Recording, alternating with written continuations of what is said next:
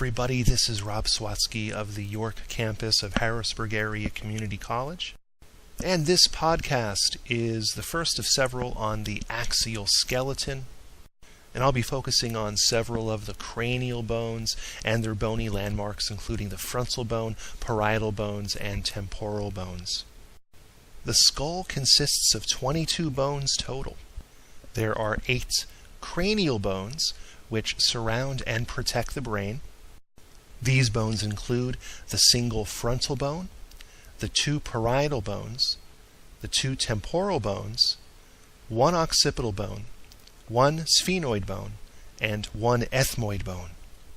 There are 14 facial bones that form the structure of the face, including 2 nasal bones, 2 maxillae, 2 zygomatic bones, 1 mandible, 2 lacrimal bones, 2 palatine bones, 2 inferior nasal conchae, and 1 vomer.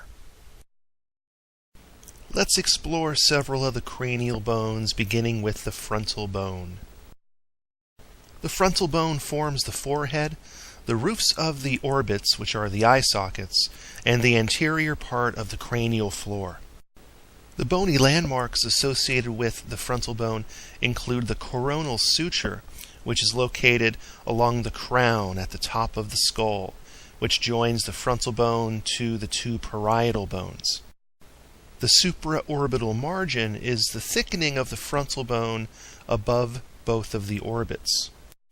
And located within the supraorbital margin is a hole called the supraorbital foramen.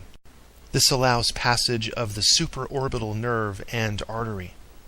The 2 parietal bones form most of the sides and roof of the cranial cavity. Now let's examine the temporal bones, which form the inferior lateral portion of the cranium, as well as part of the cranial floor. The temporal squama is a thin, flat part of the temporal bone located at the temple, which is the cranial region around the ear. Extending out from the inferior region of the temporal squama is the zygomatic process, which articulates with the temporal process of the zygomatic bone, which is the cheekbone, and together both of these processes form the zygomatic arch. The mandibular fossa is a groove-like socket on the inferior surface of the zygomatic process. And just anterior to the mandibular fossa is a rounded bump called the articular tubercle. Both the mandibular fossa and articular tubercle articulate with the mandible to form the temporomandibular joint, or the TMJ.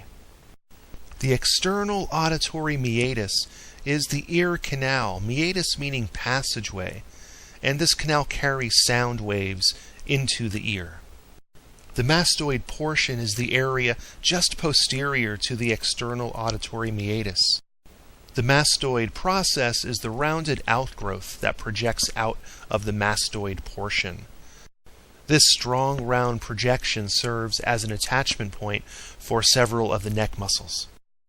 The styloid process is another projection that extends inferiorly from the inferior surface of the temporal bone. Styloid means stake or spike.